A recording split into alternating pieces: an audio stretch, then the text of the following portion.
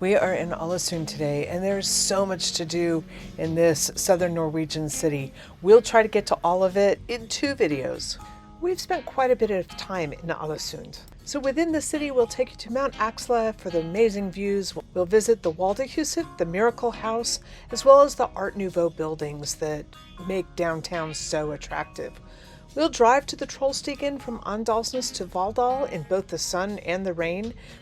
We'll admire the Trollveggan, pick strawberries, and watch the powerful falls in the Gudbrandsjuvet Gorge in the Valldalan Valley. In part 2 of this video, we'll see history in Skjode and WWII Islands. And finally, we'll explore the Ørgen coastal fort in Bud. You're watching Well-Traveled Life with Jonathan and Jennifer. We've got a number of guests this week. Please meet Delphine, Barbara, and Dennis, and our tour guides Knut and Ate. This isn't just going to be fun, it's going to be beautiful.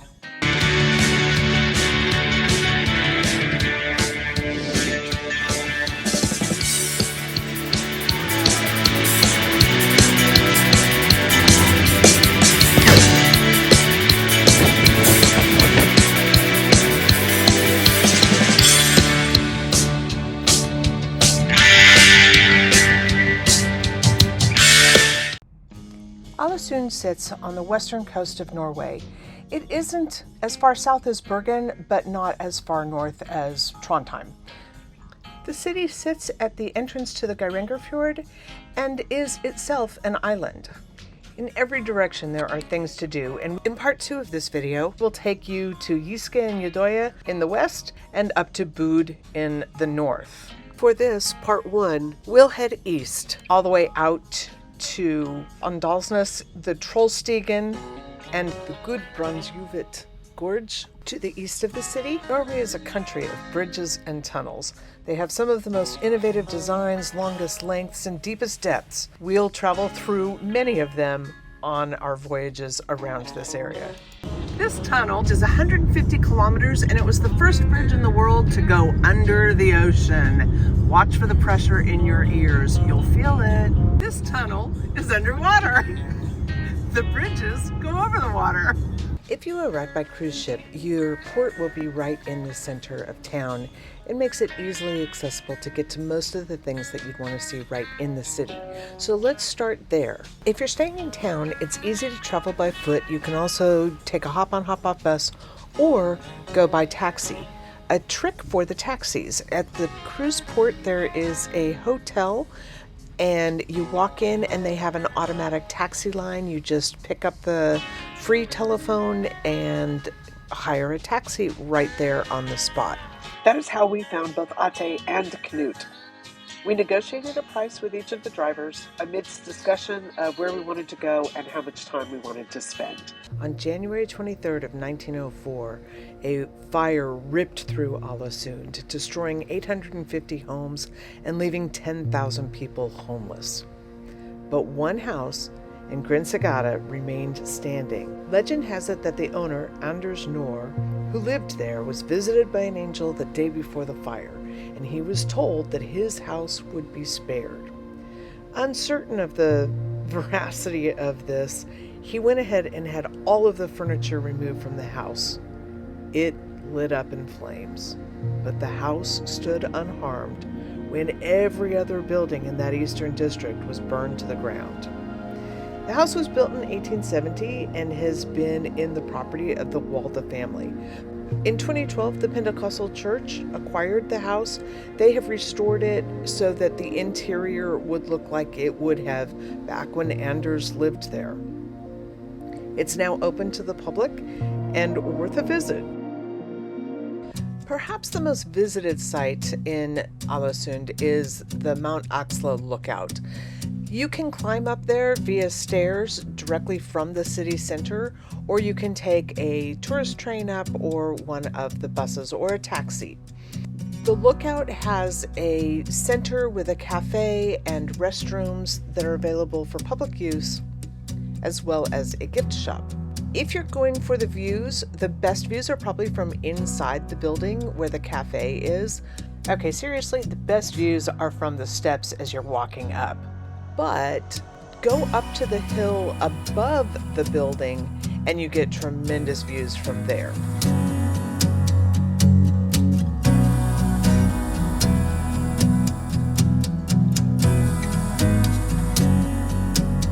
We are above Alesund in Norway, and this is absolutely a beautiful view. Absolutely. And we're enjoying every minute. Even without the sun, it's still a good view. Yes, it is. It's beautiful. It's just stunning. If you have more time in Ålesund, you're going to want to get out of Ålesund. So make sure you see the city because that's so worth it. But then you want to move on. There's so much more to see. I think you will find one of the most popular places to go is the Trollstigen. And we're going to go there. We're going to take you to a couple of places on the way there, and we're going to do a loop all the way back. And you will find that the backside of the Trollstigen, the way home, is just as beautiful as the way there, though it's not quite as treacherous. On the way out of town, towards Ålesund, you have a great opportunity to stop at the Skjode Bru. We were fortunate to run into the landowner of the areas surrounding one side of the bridge. I am Ole Strømmen. I am from this area. My ancestors came here in 1645 or something like that. And the building took a couple of 3 or 4 years with all the surrounding. It was finished in 1922. Some of the stones, they get local, but many of them, the fine stones there was shipped from another place in Norway. The bridge was built by hand and is noteworthy because all of those rocks are dry fit together, meaning there wasn't mortar used. At 330 feet, it is the longest arched masonry bridge in all of Norway and in much of Northern Europe. After decades of service and concerns about the strength, it has been retired from use and is now a footbridge, while a new steel bridge has taken its place. You can view the bridge from either side. If you approach from one side, you'll have to walk through a tunnel and park outside that tunnel. If you come from the other side, you'll need to park at the top of a street. Only park in designated parking areas, which are not right next to the bridge. Because of its historic status, there are regulations regarding the land surrounding the bridge. Talks a little bit about the repercussions of those regulations. I own all of this, and you can see how much forest there is. When I was a little kid, there was no forest here. You could see all the bridge. But now it's restricted. If I do this, so this is a crime, even though it's mine. While his example is probably pretty hyperbolic, it just does go to show you how people all over the world resist governmental interference and regulation. But surprisingly, faced with the ultimate interference, it seemed to not be as problematic. And in the World War II, the Germans lived up to our farm before they built a house in the forest there. This bridge was undermined with many tons of explosives because they were afraid of the English land setting. And then they will blow up this bridge, and the Englishmen couldn't get farther north. So. But nothing happened. German soldiers that lived up at our house, they were very, how shall I put it, okay. No trouble at all. So I guess it's all relative, and we all have different levels of what we can handle. Continuing on your way to the Trollstigen, but with a little detour on the E136, you can get to the Trollveggan. And this is a motor stop that has views of this incredible mountain.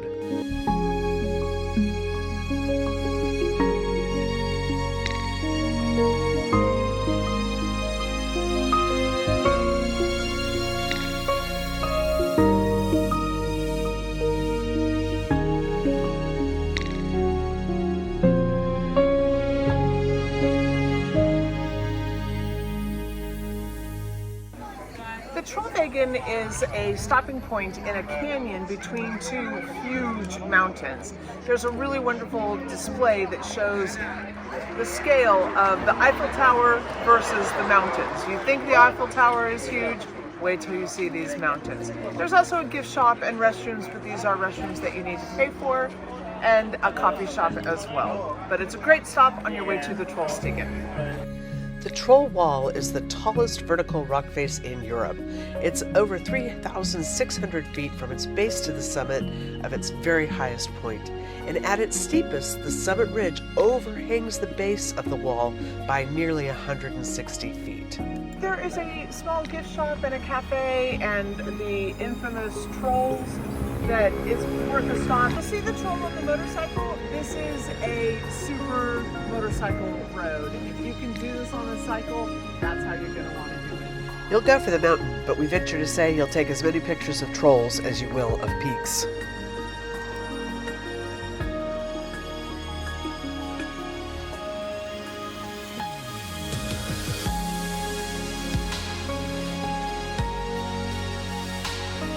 The Trollstigen is the portion of County Road 63 that connects Ålesund and the village of Valldal.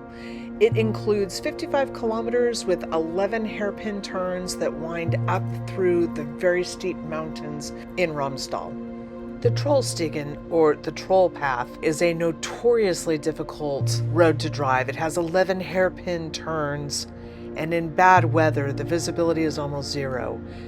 Pair that with the high volume of traffic, single track road, buses, campers, bikes, motorcycles, and even pedestrians. All of this has the potential to be a really dangerous situation. It's probably best to let a guide take you on this trip. Besides the safety factor, you're here for the views, and there are views. Even when the weather is terrible, there are views. There are two waterfalls that will be visible along the Trollstigen. The first is the Stigfossen, and that's the one on the right that's big and wide and plummets down multiple layers of the mountain. The other is the Trollfossen, and it is the one on the left, and it is a long, narrow, steep plunging fall. Both of these you can see from multiple viewing areas. At the bottom, there is a parking area where you can pull off and see the Stigfossen, as well as up at the top, there's a viewing platform where you'll be able to get to see both. The important thing to note, though, is that you cannot stop in the middle of the road to take photos or to get out. This is a highly trafficked area and it is already really narrow. So lots of people will drive by with cameras out the windows, but you can't stop while you're on the road. If you see a pullout, that is not for stopping and taking photos. That is so that cars and buses can pass each other. The weather in this area can be unpredictable and quickly changeable, so you sort of have to be prepared for almost anything. When we started out, we knew it was raining, but we had no idea how dense the fog would be up at the top of the mountain. It meant that we really had almost zero visibility down below the Trollstigen. But on another day, we had fabulous weather, bright clear skies, nothing but sun, until we didn't. Just driving the Trollstigen itself from the bottom to the top is probably not more than a 20-minute drive, but to get to the Trollstigen from Alesund is going to be more like a 2-hour drive. And if you add some of the other stops that we're going to take you to, you're really looking at a full day. We would suggest you plan a full day to get from port up the mountain with viewing and time to explore, back down again, and to some of the other spots we think you should see. From the bottom lookout, you get a really great view of both waterfalls and this beautiful bridge. The road was built by local farmers, and each hairpin turn is named after the farmer family that created it. And from the top, you will get aerial views of the entire roadway, the river, as well as the waterfalls. At the visitor center at the top of the Trollstigen, it can be very crowded. It's a popular place for climbing, and there are trails that you can take to get a view out over the mountains. It's full of tourist buses, lots of cars, plenty of families. There's a gift shop and a cafe, as well as public restrooms. Make sure you keep an eye on your babies, but you don't want to lose sight of the ones you love.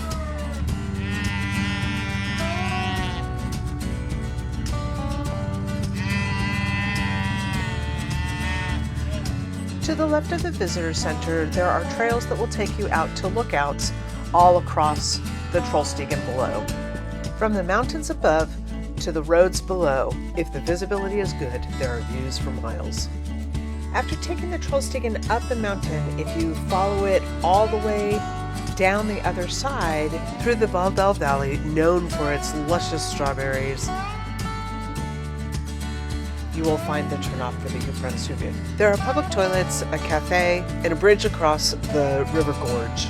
Gudbrandsjuvet. This steep and narrow gorge of the Valldal River is a sight. There are viewing platforms all around it. It's easily accessible with a parking area nearby, though parking does fill up in the summer times. Jennifer believes in free speech. She wants you to speak for free. Valldal, and it's famous for the strawberry and fruits, apple, pears, and they grow also a lot of potatoes. It's pretty. And the most of the workers is the workers from abroad, from Poland, and some people from Africa also. They're so sweet. There's so much natural sugar in them. You don't need to add anything, and they drip down your chin while you're eating them. This valley, with its sprawling farms, its towering mountains, pristine lakes, and small villages, just seems so idyllic to us. This could be one of those places you see us return to in the future. We promise to take you to the islands west of Alesund and up north of Ålesund. Watch our next video where we'll explore ancient Viking burial grounds and one of the World War II forts that gave German occupation of Norway such an advantage. We'll have 2 more day trips with Knut, where we visit Skjode and we head up to the fort in the town of Bud.